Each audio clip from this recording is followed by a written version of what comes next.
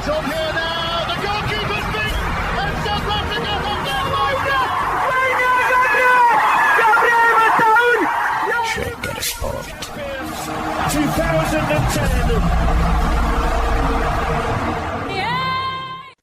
ሰላም ጤና ይስጥልን እንደምናላችሁ የተከበራችሁና የተወደዳችሁ የሸገር ስፖርት ዊዝ አበበ ግደይ የዩቲዩብ ቻናል ቤተሰቦቻችን በያላችሁበት እጅግ አስደሳች ጊዜን እያሳለፋችሁ እንደሆነ ተስፋ እናደርጋለን። መልካሙን ሁሉም ለናንተ እንመኛለን። ታዲያ ይህንን ሸገር ስፖርት ዊዝ አበበ ግደይ የሚለውን የዩቲዩብ ቻናላችንን ሰብስክራይብ አድርጉት፣ የደውል ምልክቱን ተጫኑትና አዳዲስ ፕሮግራሞችን ስንለቅ መልእክት ይድረሳችሁ።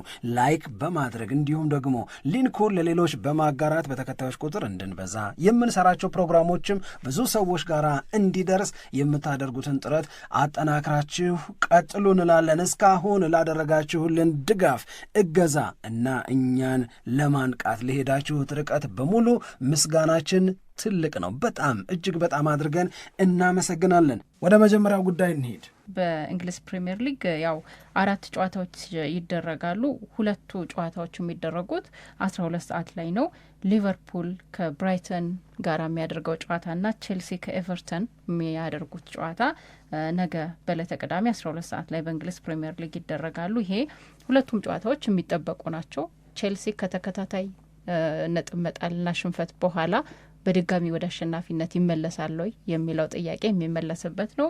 ከዛ በላይ ደግሞ አሁን ቲጂም ያነሳችው የሞሐመድ ሳላ ጉዳይ ደግሞ ከብራይተን ጨዋታ በፊት ወይንም ደግሞ ጨዋታው ከተጠናቀቀ በኋላ ምን ነገር ሊፈጠር ይችላል የሚለውን ብዙ ሰዎች በጉጉት እየጠበቁት ይመስለኛል። በእርግጥ ትላንት በነበረው ፕሮግራማችን ላይ በሊቨርፑል በኩል የተሰጠውን ሀሳብ አንስተን ነበረ። ምንም አይነት የሽኝት ፕሮግራም የለም በሚል አስተያየትም የተሰጠበት ነው። ለማንኛውም ሊቨርፑልና ብራይተን የሚያደርጉት ጨዋታ ነገ የሚጠበቅ ነው። ከዛ በተጨማሪ 2 ሰዓት ተኩል ላይ በርንሌይና ፉልሃም ጨዋታቸውን ያደርጋሉ። ምሽት 5 ሰዓት ደግሞ አርሰናል ከውልቭስ ጋራ የሚያደርጉት ጨዋታ ነው የሚጠበቀው። በፕሪሚየር ሊጉ አንደኛ ደረጃና መጨረሻ ደረጃ ላይ ያሉ ክለቦች የሚገናኙበት ነው። ፈርስ ቨርሰስ ውራ ይሄ ነው እና ይሄ 5 ሰዓት ላይ ይደረጋል። ከዛ እሁድ ደግሞ በእንግሊዝ ፕሪሚየር ሊግ የሚደረጉ ሌሎች ጨዋታዎች አሉ። የዌስትሃምና አስቶን ቪላ፣ ሰንደርላንድና ኒውካስትል ዩናይትድ፣ ኖቲንጋም ፎረስት ከቶትናም፣ ክሪስታል ፓላስ ከማንቸስተር ሲቲ የሚያደርጉት ጨዋታ 11 ሰዓት ላይ የሚደረግ ነው። 1 ሰዓት ተኩል ደግሞ ብሬንትፎርድና ሊድስ ጨዋታቸውን ያደርጋሉ። ለእሁድ ክሪስታል ፓላስ ከማንቸስተር ሲቲ ጋር የሚያደርገው ጨዋታ በጣም አሪፍ ፍክክር ይታይበታል ተብሎ የሚጠበቅ ነው። እነዚህ ጨዋታዎች ናቸው በእንግሊዝ ፕሪሚየር ሊግ ላይ የሚደረጉት። ምናልባት እሁድ ላይ የዣቪ አሎንሶን ጉዳይ በተመለከተ የመጨረሻ ውሳኔ ሊወስን ይችላል የተባለው ጨዋታ እሁድ ምሽት 5 ሰዓት ላይ የሚደረግ ነው። ሪያል ማድሪድና አላቬስ የሚያደርጉት ጨዋታ ነው። ይህንን ጨዋታ ዣቪ አሎንሶ ሪያል ማድሪድ ማሸነፍ የማይችሉ ከሆነ ምንም ጥርጥር የለውም የዣቪ አሎንሶና የሪያል ማድሪድ እህልዋ ጉዳይ ያበቃለታል የሚል በጣም ጠንካራ አስተያየት እየተሰጠ ነው የሚገኘው። ምክንያቱም ሪያል ማድሪድ ለ3 ተከታታይ ጨዋታ ሊሸነፍ ነው ማለት ነው። ይህንን ጨዋታ ማሸነፍ ካልቻለ ምናልባት እዚህ ጨዋታ ላይ የሚመዘገበው ውጤት የዣቪን የቆይታ ጊዜ በሪያል ማድሪድ ቤት ያራዝመው ይሆን ወይ? እሱም ደግሞ ሌላ ጥያቄ ነው። ግን በሳምንቱ መጨረሻ በጣም ከሚጠበቁት ጉዳዮች መካከል አንደኛው ሆኖ ገና ከወዲሁ አስተያየት እየተሰጠበት እንደሆነ ማንሳት የምንችል ይመስለኛል። ከጨዋታዎቹ ጋር በተያያዘ መነሳት የሚገባቸው ነጥቦች ተብሎ ደግሞ ብዙ ሀሳቦች እየተዘረዘሩ ነው። ለምሳሌ ያው የአርሰናልና ማንቸስተር ሲቲ የሚያደርጓቸው ጨዋታዎች ይጠበቃሉ። ከዋንጫ ፉክክሩ አንጻር ግድ የለም እዚህ ውስጥ አስቶን ቪላን በይ ሰሞኑን በጣም አስቶን ቪላን በይ ግድ የለሽም በይ ከዌስትሃም ጋር ያረጋል አስቶን ቪላ አለ እኮ ሊሆን ይችላል። ግን ትንሽ ጊዜ ፈልጌ ነው ትንሽ ጊዜ አስቶን ቪላ 15 ጨዋታ አልበቃሽም እስካሁን እኮ የዋንጫ ተፎካካሪ ላይ ጠርተነው አናውቅም አስቶን ቪላ። አሁን አርሰናልን ካሸነፈ ለአሁን እኔ ተመሳሳይ ነገር የሚሆንብኝ ማንቸስተር ሲቲንም እኮ አሸንፏል። በሊቨርፑል ብቻ ነው የተሸነፈው። በሊቨርፑል ነው የተሸነፈው። ግን ከዋንጫ ተፎካካሪነት ጋር በተያያዘ ስሙን ማንሳት የጀመርነው ልክ አርሰናልን ሲያሸንፍ የተጀመረ። ምክንያቱም አርሰናል በጣም ልዩ ጥንካሬ ላይ ስለነበረ ያንን ልዩ ጥንካሬ ላይ ያለውን አርሰናል በዛ አይነት አቅም ማሸነፍ ከቻለ የእድል ድል አልነበረም የአስቶን ቪላ ድል በአርሰናል ላይ።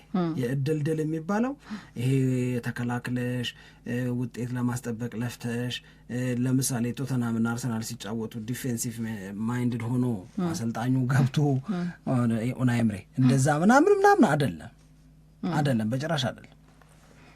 ከአርሰናል ጋር የቀረቡበት ይሄ በኩያነት የመታየት መንፈስ እኔ በጣም አድንቄዋለሁ።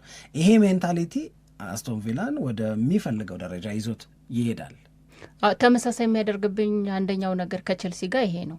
ቼልሲም ያው እንደምናውቀው ወጣ ገባ አቋም ነበረው፣ ግን አርሰናልን ባገኘበት ጨዋታ ጊዜ በጣም ወቅታዊ አቋሙ አሪፍ ነበር እና ልክ ከአርሰናል ጋር ጨዋታውን በዛ ውጤት ሲያጠናቅቅ ሁሉም መገናኛ ብዙሃኖች ማለት ይቻላል ቼልሲ የዋንጫ ተፎካካሪ ነው የሚል አስተያየት ሲሰጡ ነበር። ከዛ በኋላ ግን እንዳየነው ነው እና አሁን ደግሞ እኔ አስቶን ቪላ ላይ የምሰጠው አስተያየት በጣም ጥሩ ቡድን ነው። እስካሁንም ድረስ ያደረጋቸው ጨዋታዎች ስፔሻሊ ከአርሰናል ጋር ያደረገው ጨዋታ ጥንካሬውን ያሳየበት ነው። ግን ቀጣዮቹን እስቲ 3 ጨዋታዎች እንይላለሁ እኔ 3 ቢያንስ 4 ወይ እሺ ከዌስትሃም ጋር የሚያደርገውን እንኳን ብንተወው 3ቱን ጨዋታዎች ከማንቸስተር ዩናይትድ ከቼልሲና ከራሱ ከአርሰናል ጋር የሚያደርጋቸውን ጨዋታዎች እኔ ከአርሰናል ጋርማ አየነዋል እንዴ? አይ አሁን ቀጥሎ የሚመጡትን አዎ ይድገምና ያረጋግጥ እንዴ። እውነቴን ለአስቶን ቪላ ግን ከባድ ጊዜ ነው። ከባድ ጊዜ ነው፣ ግን ሶፋር ሶ ጉድ። በቃ ባጭሩን የምለው አሁን አስቶን ቪላን በተለየ መንገድ ለምሳሌ አሁን እኔ ምን ነው ባለፈው እኔ አንቺ ቦን ምን ነው ባለፈው በርንመዝን እንደዚህ ብዬ ለመጥራት ይቸግረኛል ስትል አልነበረ ወይ? በርንመዝ ደህና ቦታ ላይ እኮ ነበረ ከተወሰነ ጊዜ በፊት ብትይ አሪፍ ጥያቄ ነው የሚሆነው። አስቶን ቪላን ሲሆን ለምን ክርብት አልክ? አይ ሱማ ይገባኛላ። እሺ ምንድነው የገባሽ? ሳልናገር ከገባሽ ማገላገልሽ። አይ በፐርፎርማንሱም ነው አንደኛ ሜዳ ላይ ያሳየው ነገር ነው። ሁለተኛ ደግሞ ወጥ የሆነ አቋም እያሳየ ነው። ወጥ አቋም እያሳየ ነው። ፐርፎርማንሱ በጣም ደስ ይላል። እሱ ብቻ ሳይሆን ከትልልቆቹ ቡድኖች ጋር ያለው ውጤትም አሪፍ ነው። ይኸውልሽ አርሰናልን ማናሸነፈው አስቶን ቪላ፣ ማንቸስተር ሲቲን ማናሸነፈው አስቶን ቪላ። አስቶን ቪላ አርሰናልንም ማንቸስተር ሲቲንም ያሸነፈ ቡድን ሆኖ ሳለ ከማንቸስተር ሲቲ በ1 ነጥብ ብቻ አንሶ ከአርሰናል የሚበለጠው በ3 ነጥብ ብቻ ሆኖ ግን ሁለቱንም ሲገጥም ሁለቱንም አሸንፎ እነሱን የዋንጫ ተፎካካሪ እሱን ደግሞ ኖ የምልበትን ምክንያት ስጪ። እኔ እኮ አሸንፏቸዋል። ይሄንን አስተያየት ለመስጠት ነው እኮ አሁን እዚህ የኛው እምነት ላይ ለመድረስ ወይም ነው ያለ ተጨማሪ 4 ጨዋታ ነው ያለ ተጨማሪ 4 ጨዋታ አሁን በነገርኩሽ ነገር አስቶን ቪላን ለማመን ከባድ የሚያደርገው ነገር ምንድን ነው? ይሄ የነገርኩ በቂ አይደል? 3 ተከታታይ ከባድ ጨዋታዎችን ያደርጋል። በእነዚህ በ3 ተከታታይ ከባድ ጨዋታዎች ላይ አስቶን ቪላ ምን አይነት ውጤት ያስመዘግባል የሚለውን ማየት በቂ ነው። በ3ቱ ጨዋታዎች ለዛ ነው እኮ አስቶን ቪላ ከባድ ነው ያልኩት፣ ተከታትሎ የመጡ ስለሆነ ነው። በእነዚህ ተከታታይ ጨዋታዎች ላይ ምን እንደሚያደርግ ማየት የበለጠ ትልቁን ምስል ስለ አስቶን ቪላ ይነግረናል፣ ይሰጠናል ብዬ ነው እኔ የምረዳው። በዛ ስቴ ዋንጫ ያሸንፋል ብትኝ እኮ እኔም አይመስለኝም ነው እኮ መልሴ። ግን የዋንጫ ተፎካካሪ ግን ነው ተፎካካሪ የሆነ ሁሉ አያሸንፍም ማለት። ለምሳሌ አርሰናል የዋንጫ ተፎካካሪ ነው፣ ሊያሸንፍም ላያሸንፍም ይችላል። ማንቸስተር ሲቲ የዋንጫ ተፎካካሪ ነው፣ ሊያሸንፍም ላያሸንፍም ይችላል። እንደዛ ሁሉ አስቶን ቪላም የዋንጫ ተፎካካሪ ነው፣ ሊያሸንፍም ላያሸንፍም ይችላል። 3ቱ ለጊዜው ለእኔ የዋንጫ ተፎካካሪ ናቸው። ከዋንጫ ተፎካካሪዎቹ መካከል አርሰናል ዋንጫውን የማሸነፍ እድሉ አሁንም ለእኔ በጣም ሰፊ ነው። አሁንም ማንቸስተር ሲቲ እየደረሰ ነው። እንደውም ትናንትና ነው የላኩልሽ የጋርዲዮላን ጉዳይ በድምፅ ብንሰማው ደስ ይላል። እያደግክ መምጣት መቻል አለብህ አለ። በቃ የሆነ 4 ጨዋታ 5 ጨዋታ እንደ ሊቨርፑል አብደህ እንደ ሊቨርፑል ብሎ እኮ ነው የምልሽ አብደህ ከዛ በኋላ የማያድግ ነገር ይዘህ ከምትቀርብ የሚያድግ ነገር ሊኖርህ የግድ ነው። በጣም ወሳኝ ነው አለ። ፕሪሚየር ሊጉን ማሸነፍ የሚቻለው በዚህ አሁን በምለው መንገድ ብቻ ነው። በየጊዜው ፕሮግረስ ማሳየት መቻል አለብህ። ይህንን የሚለው ጋርዲዮላ ነው። እንስማው፣ ምንም ችግር የለውም። ብንሰማው እንጠቀማለን። ገብቶሻል? ምን and I promise you that I am the oldest manager in the right time here in አሁን የሚለው እኔ እንግዲህ በፕሪሚየር ሊጉ ካሉት አሰልጣኞች ረጅም ጊዜ ቆየሁት እኔ ነኝ።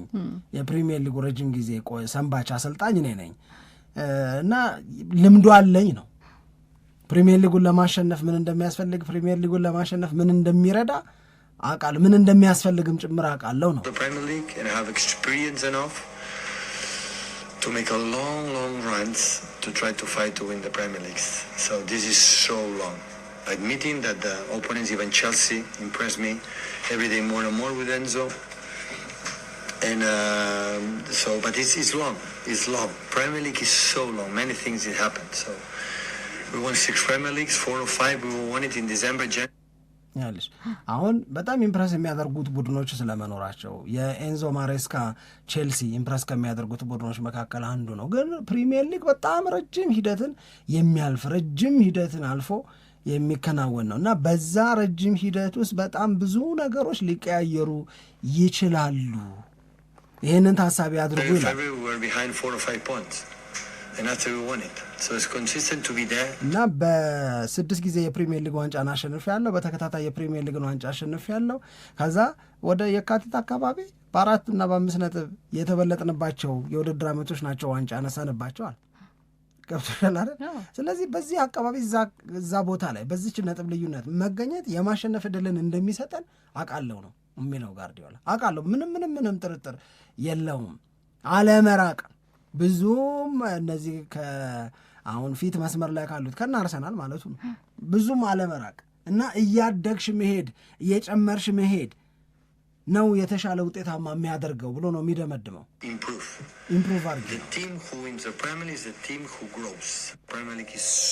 ገብቶሻል?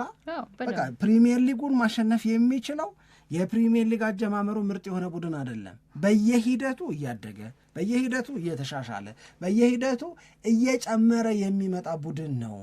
አሁን አንድ ጥያቄ ልጠይቅሽ፣ አስቶን ቪላን በተመለከተ ስለሆነ አንዱም ይህንን እንዳነሳ ያስገደደኝ። አስቶን ቪላ የውድድር ዓመቱ ሲጀመር እንዴት ነበር እንዴ? ውራ እኮ ወደ ውራዎቹ አካባቢ ነበር እኮ። ከዛ ኢምፕሩቭ እያደረገ እያደገ ኢምፕሩቭ እያደረገ እያደገ በአጠቃላይ በመደዳው የሚገርም ውጤትን ማምጣት ቻለ። በመደዳው ከትልልቆቹ ቡድኖች ጋር የሚሰበስበው ነጥብ በእነሱና በእሱ መካከል ያለውን የነጥብ ልዩነት አጠበበው። ስለዚህ የፕሪሚየር ሊጉን ዋንጫ ያሸንፋል ባልልሽም እንኳን የፕሪሚየር ሊጉን የዋንጫ ፉክክር ክብር ከሆነ ተፎካካሪ ነው መባል ክብር ከሆነ ያንን ክብር ግን እንድነፍገው የሚያደርግ ምንም ምክንያት አላገኘውም። እሺ ምንም አካይ ያንተ አስተያየት ስለሆነ እኔ ግን ያንን እንዳልከው የኛውን ክብር ለመስጠት አስቶን ቪላ ጥሩ ቡድን እንደሆነ እረዳለሁ። እያየነው ነው ደግሞ ሜዳ ላይ ምን ማድረግ እንደሚችል። በነገራችን ላይ እስካሁን 3 ጨዋታ ብቻ ነው የተሸነፈው፣ 3 ጨዋታ አቻ ወጥቷል እና ይህንን በቃ የዋንጫ ተፎካካሪነት ክብሩን ለመስጠት እነዚህን 3 ጨዋታዎች እንያቸው። ከዛ በኋላ የትኛው ደረጃ ላይ እንደሚገኝ እነዚህ ጨዋታዎች ላይ የሚያሳየው ፐርፎርማንስ ይህንን ክብር ለመስጠት የበለጠ ያግዛል ብዬ እንድረዳ ነው የሚያደርገኝ በሚል ነው እንጂ የአስቶን ቪላ ስፔሻሊ ከአርሰናል ጋር ያደረገው የቅርብ ጊዜ ትስታችን ስለሆነ አርሰናልም ደግሞ ጠንካራ ቡድን ስለሆነ ከዛ ጋር ያደረገው ጨዋታ ስለ አስቶን ቪላ የዚህኛው የውድድር ዓመት የሚሰጠን ምስል የበለጠ ጥሩ እንዲሆን አድርጎታል። ምንድነው የተሰራው የሚለውን በደንብ እንድናይ አድርጎታል ብዬ ነው እኔ የማስበው። ስለዚህ አስቶን ቪላ የሚያደርጋቸው እንግዲህ ሌላው ቀርቶ የሊቨርፑል ድል በአርሰናል 2 ያለ የተሸነፈው የሊቨርፑል ድል በአርሰናል ላይ የአስቶን ቪላ ድል አሳማኝ የሆነ ያህል አሳማኝ አይመስለኝም። የአስቶን ቪላ ድል አርሰናል ላይ የበለጠ አሳማኝ ነው ከሊቨርፑል ይልቅ። እሺ ለማንኛውም የአስቶን ቪላ ጉዳይ ትልቅ ትኩረት የተሰጠው ነው። በዚህ መንገድ ታይቷል ነው ይሄ አንድ አሁንም በሳምንቱ መጨረሻ ምናልባት ከዌስትሃም ጋር ስለሆነ ጨዋታውን የሚያደርገው ያን ያክል ከባድ ላይሆንበት ይችላል እንጂ እዚህም ጨዋታ ላይ የሚያሳየው ፐርፎርማንስ ግን ይጠበቃል። አሁን ተወደደም ተጠላ አስቶን ቪላ የሚያደርገው ጨዋታ ከተጠባቂዎቹ መካከል አንደኛው እየሆነ መጥቷል። እሱ ማለት ነው አለሽ አለበት ማለት በአእምሯችን ውስጥ አለበት እያለ ነው ማለት ነው። እንደዛ ይሆናል። ግን ሌላ እዚህ ጋር ኖት እንዲደረግልኝ የምፈልገው ነው ይሄ እንደ ማስታወሻ እንዲያዘልኝ የምፈልገው እንደ አስቶን ቪላ አይነት ቡድኖች አንዱ መከራቸው ከነዚህ ሎወር ሌቭል ላይ ከሚገኙ ክለቦች ጋር የሚያደርጉት ጨዋታ ነው። ቀችን ለመጨመር አሁን የዌስትሃም ጨዋታ ለአስቶን ቪላ ቀላል ይሆናል ብዬ አላስብም።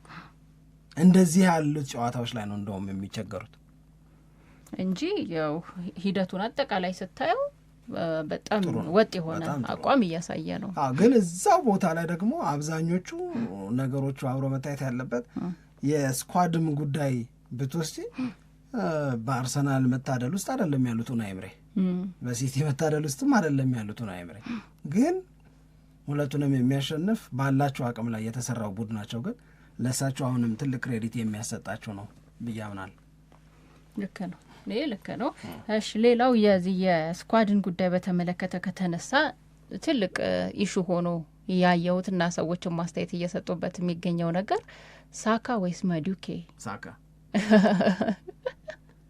አይ ላቭ ማዱኬ ይታወቃል። ስለምንለት ነበረ እኮ አትጥሉት እንዴ ኧረ ቆይ ይታይ።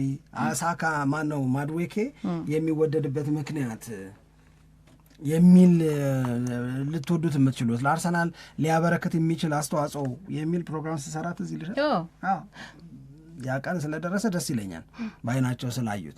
ግን ስቲል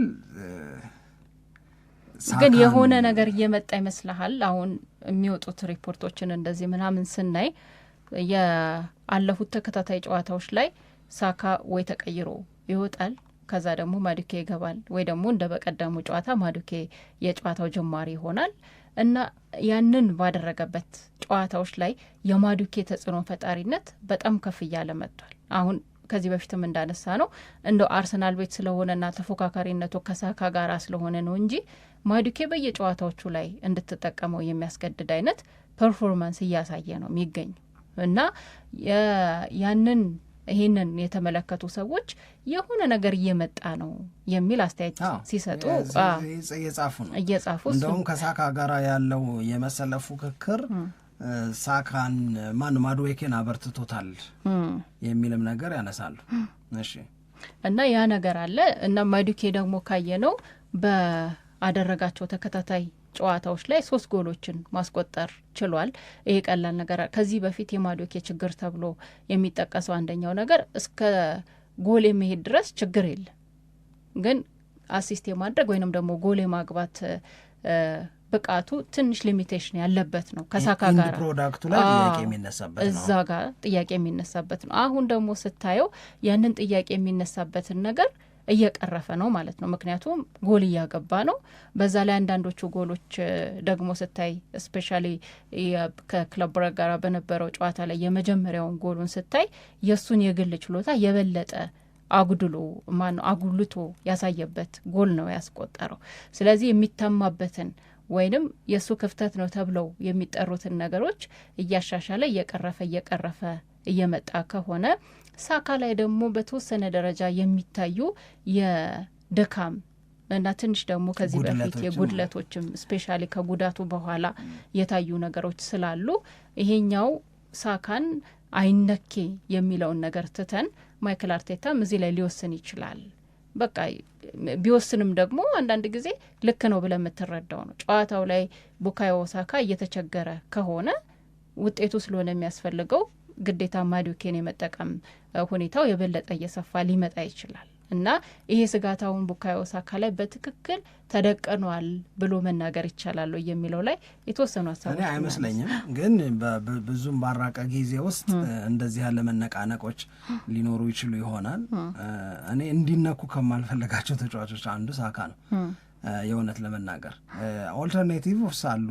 ኖኒ ማዱኬን በቡድን ውስጥ ለማካተት የሚያስችል በቀይ መስመር አንድ አማራጭ ነው፣ ግን በግራ መስመርም በኩል ይጫወታል ተብሎ ነው አርሰናልን እንዲቀላቀል የተደረገው። እኔ አሁን በትልቁ የሚታየኝ ፎይታ አንድ አርሰናል ሳካ ቢጎዳበት ማዱኬን የመሰለ አሪፍ አሪፍ እዛ ቦታ ላይ ሊጫወት የሚችል ተጫዋች ያለው መሆኑ እሱ በጣም በጣም በጣም ትልቅ ነገር ነው። ሁለተኛ ማድዌኬ አርሰናልን ሲቀላቀል የነበረው የተሸውደናል ስሜት ሙሉ በሙሉ አሁን የተራገፈ ይመስለኛል። ይህም እንደዛ ነው የምረዳው። ግን አሁን ባለው ነገር ሳካን መንካት መታሰቡ በራሱ ትክክል አይደለም ለኔ። በነገራችን ላይ በአርሰናል ደጋፊዎች እጅጉን ተወዳጅ ከሆኑ ተጫዋቾች መካከል ቡካዮ ሳካ አንዱ ነው። እሱን መንካት በፍጹም አይፈልጉም። እሱም እንዲነካባቸው አይፈልጉም። ትላንት ወደ አመሻሽ ላይ አንድ ቪዲዮ እያየው ነበረ ለአጋራሽ። እሱን ያ ቪዲዮ ምንድን ነው የቬንገር አርሰናልና የአርቴታን አርሰናል በየመጫወቻ ቦታዎቻቸው ላይ የማነጻጸር ስራ ነው የሚሰራው። ስለዚህ ማን ይሻላል የሚለውን ነገር ነው የሚያነጻጽሩት። በቬንገር ጊዜ የአርሰናል ግብ ጠባቂ የነበሩ አሁን የአርሰናል ግብ ጠባቂ ከሆነው ጋራ ነው የሚነጻጸሩት። የቬንገር ጥሩና የአርቴታ ጥሩ ማለት ነው ባጭሩ። አሁን እሱን እንስራ ቢባል ለምሳሌ አሁን በእድሜ ገደብ ስለ ዴቪድ ሲመን ላናቅ እንችል ይሆናል፣ ግን በቃ ሂዝ ሌጀንድ ጎልኪፐር ነው ዴቪድ ሲመን። ምናልባት ዴቪድ ሲመን አንዳንዴ በጉብዝናው በጣም ብዙ ሰዎች የሚያነሱት አለ። ሌሎች ሰዎች ደግሞ የዓለም ዋንጫ ላይ ሮናልዲኒዮ ያገባበት ጎል ያንን ልጅ በቃ አጠፋው ይላል። በጣም የሚገርም ጎል አግብቶበት ነበር ሮናልዲኒዮ እንግሊዝ ከብራዚል ጋር ጨዋታቸውን ሲያደርጉ። መውጣቱን አይቶ እንዲሰቀሰቀው የሚባል አመታት ታውቂያለሽ? እንዲህ ወጋ አረገውና በቃ እያየው ገባበት። እንዴት እንደዚህ አይነት መቀለጃ የሚያደርግ ጎል አገባበት ነው። እና ሰዎችን መንገድ ላይ ነው የሚጠይቁት እነዚህ ሰዎች። እና አሁን አድማጮቻችንም እየመለሱት ሊሄዱ ይችላሉ። ለምሳሌ በግብ ጠባቂ በኩል ከዴቪድ ራያ እና ከሲመን ሲባል አብዛኞቹ ሰዎች ያሉት ሲመንን ነው። ሂዝ ሌጀንድ፣ እሱን መንካት እሱን እንትን ማለት ይቻላል ብሎ አያስቡም። ከአሽሊ ኮል እንግዲህ አሽሊ ኮል በአርሰናል ቤት ከምናውቃቸው በጣም ምርጥ ፉልባኮች መካከል አንደኛው ነው። ምናልባትም በእንግሊዝ እግር ኳስ በእንግሊዝ ፕሪሚየር ሊግ በጣም ምርጥ ከሚባሉት ለአርሰናልም ለቼልሲም የተጫወቱ ምናልባት የአርሰናል ደጋፊዎች ስለ አሽሊ ኮል ጥሩ ትዝታ የላቸው ይሆናል። ከአሽሊ ኮል ይሉታል እኛን በገንዘብ ብሎ ከርቶ ቼልሲ ገባ በሚለው በመቀየም ማለት ነው። እና ከሱና ከካላፊዮሪ ሲባል እንግዲህ እንደ ሌፍት ባግነት ምንም ይሄ አንዳንድ ጥያቄ ነውርም ይሆንብሻል እኮ ለጊዜው። ካላፊዮሪ በጣም ሞር ኮንሲስታንት መሆን መቻል አለበት። ይሄንን ኳሊቲ ሜንቴን አድርጎ ለረጅም ጊዜ መዝለቅ መቻል አለበት ከአሽሊ ኮል ጋር ለመነጻጸር። ግን የአሽሊ ኮል መመረጥ ግን ኢትስ ቬሪ ኦብቪየስ የምትሆነው። ከዛ በተጨማሪ ቶኒ አዳምስንና ዊሊያም ሳሊባን ያነጻጽራሉ። ከባድ እያንዳንዱ ቦታ ላይ ያለውን ሶል ካምቤልን ከጋብርኤል ማጋሌሽ ጋር ያነጻጽራሉ። እነዚህ የሚነኩ የማይመስሉች ተጫዋቾች ናቸው እነዚህ። በነገራችን ላይ ሶል ካምቤል፣ ቶኒ አዳምስ ምናምን የምንላቸው የሚነኩ የማይመስሉ ተጫዋቾች ናቸው። አሁን ይህንን ያመጣሁበትን ዋናው ምክንያት ላስረዳ። ይህንን ያመጣሁበት ዋነኛው ምክንያት በአብዛኛው በቬንገር ጊዜ የአርሰናል ሌጀንድ መሆን የቻሉ ተጫዋቾች ናቸው በደጋፊዎች በብዛት የተመረጡት። አምሶሪ እያሉ ነው የሚመርጧቸው። ሌላው ቀርቶ ከፋብሪያዝ እና ከዙቢሜንዲ ከቪዬራ እና ከዴክላን ራይስ እያሉ ሲያነጻጽሩ በቃ እነ ዴክላን ራይስ በጣም እየተወደዱ አይደል? አሁን ግን ኖት ፓትሪክ ቪዬራ ሌቭል ግን ነው ተብሎ ምናምን አይወሰድም። ገብቶሻል? እንደዚያ ይመጣና ልክ ሳካ ጋር ደረሰ። አሁን ስለ ሳካ እኮ ለማውራት አሁን እነዛው ተጠያቂዎች ቋንቋቸው አንድ አይነት ሆኖ ስላገኘሁት ነው። ከሮበርት ፒሬዝ እና ከቡካዮ ሳካ ነው እንግዲህ ጥያቄው። ሮበርት ፒሬዝ ሲዝ ኦልሶ ሌጀንድ። አሁን በጠራናቸው እነ ዴኒስ ቤርካምፕ እነ ቴሪ ሄንሪ ምናምን ብለን እነ ሶል ካምቤል እነ ቶኒ አዳምስ ብለን እነ አሽሊ ኮል ብለን በጠራናቸው የአርሰናል ግሬሶች የምላቸው ናቸው እነዚህ ተጫዋቾች ላይ። እውነት ለመናገር አርሰናል በጣም በጣም በጣም በትልቁ ከሚከበርባቸው በአርሰናል ማሊያ ከደመቁ ዋው ከተባሉ ተጫዋቾች መካከል ናቸው። ግን ፔሬዝም እንደዛ ሆኖ ሳካ ጋር ሲደርስ ነው ፕሊስ ነው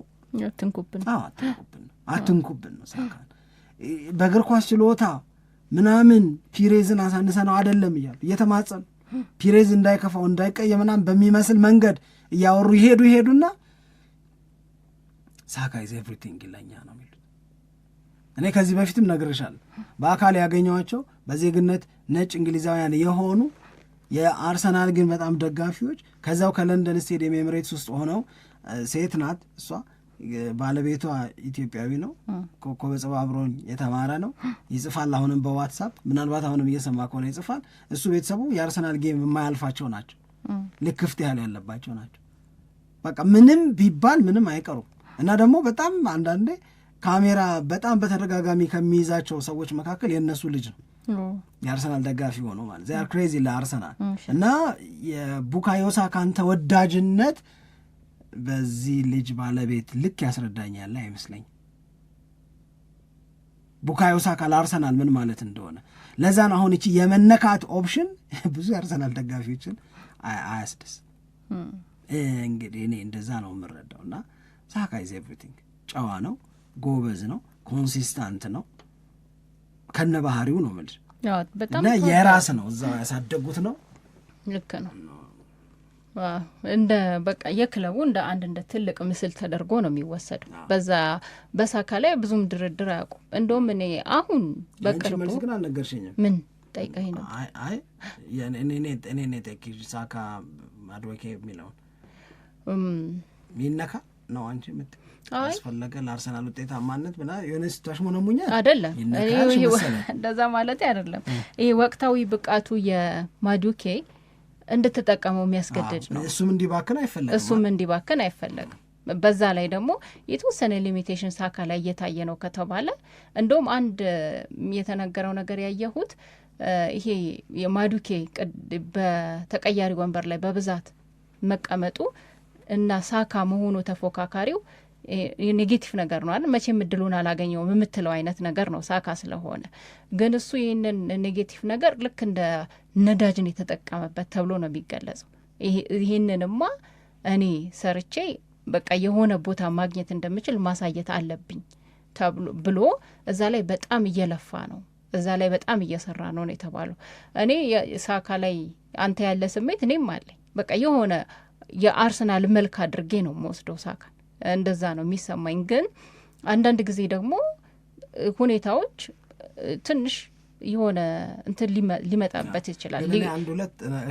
ሁለት ነገሮችን የምናገርሽ ምንድን ነው መሰለሽ፣ አንድ የተገፋ ሰው ወይም ዝቅ የተደረገ ሰው ሲሳካለት እንደማየት በጣም የሚያስደስት ነገር የለም በምድር ኳስም ቢሆን ምንም ባይሆን። አላግባብ የተገፉ ሰዎች ሲሳካላቸው ቀና የሚያደርጋቸውን ሰክሰስ ሲያዩ በጣም ነው የምደሰተው። ልወቃቸውም አልወቃቸውም በእግር ኳስ የሚሆን በአይድል ውድድር የሚሆን በምን ነው የምልሽ፣ በጣም ያሳዝነኛል። ለምሳሌ አንድ ጊዜ አሜሪካን አይድል ላይ ያየሁት 37 ዓመት ያለ አግባብ የታሰረ 37 ዓመት ከታሰረ በኋላ ንጽህናው የተረጋገጠ ሰውዬ አይድል ላይ ቀረበ። አያሳዝነሽም? አሁን የሰው ዝም ብሎ በቃ ህይወትህን የሰረቁ አሉት ነው እንጂ እንደዛ አይነት። አሁን ይህንን ያነሳውበት ዋናው ምክንያት ምንድን ነው? እንትና ተገፍቷል መቼም ኖኒ ማድዌኬ በደጋፊዎች ነው እንጂ በአርሰናል አልተገፋም። የአርሰናል ደጋፊዎች አሉታዊ አስተያየት ተበላን አሉ፣ ሰልፍ ነታለን ምናምን ፒቲሽን ምናምን ታዲያ አርሰናል ማለት እነሱ ኖ በክለቡ በራሱ ክለቡማ ገንዘብ አውጥቶ ገዛው እኮ ገንዘብ አውጥቶ ገዝቶትም ገንዘብ አውጥቶ ሲገዛውም ግን እንዴት የመሰለፍ አገልግሎት ሊሰጠው እንደሚችል ምናምን አምኖበት ተገልጾለት ስለመጣ እኮ አንዳንድ ፍቅር ላይ ቤተሰብ አስተያየት ሲሰጥ ምን የሆነ ነገር አስነክቷት ነው እንጂ ልጄ ከዚህ ጋር ማጦንም ቼልሲ አርሰናል ምን እንዳስነካው አናውቅም እንጂ ለዚህ ማይን ያህል ገንዘብ አይወጣም ብለው አይደል ፔቲሽን የሰበሰቡት እኮ። ግን ያኔ ግን ይቅርታ ጠይቀውታል እኮ ግን አሁን እኔ እሱ አይደለም የኔ ወሬ እኮ አሳያለሁ ብሎ ነበረ። አሳያለሁ ወርዝ እንደማረግ እንደዚህ በመባሉ ምንም አይከፋኝም። ግን አውል ሾው ዩ ጋይሳል አሳያችኋለሁ አለ። አታደንቂው? በዛ ከመሰበር ይልቅ ቀና ብሎ አሁን የአይነኬ የሚባለውን ተጫዋች ስም አስጠርቶ እንደዚህ አይነት ነገር ማድረግ ሲችል የሚገርም ነው ለማለት ነው። በጣም እናመሰግናለን አድማጮቻችን፣ አብራችሁን ቆይታችሁ ፕሮግራማችንን ስለተከታተላችሁ።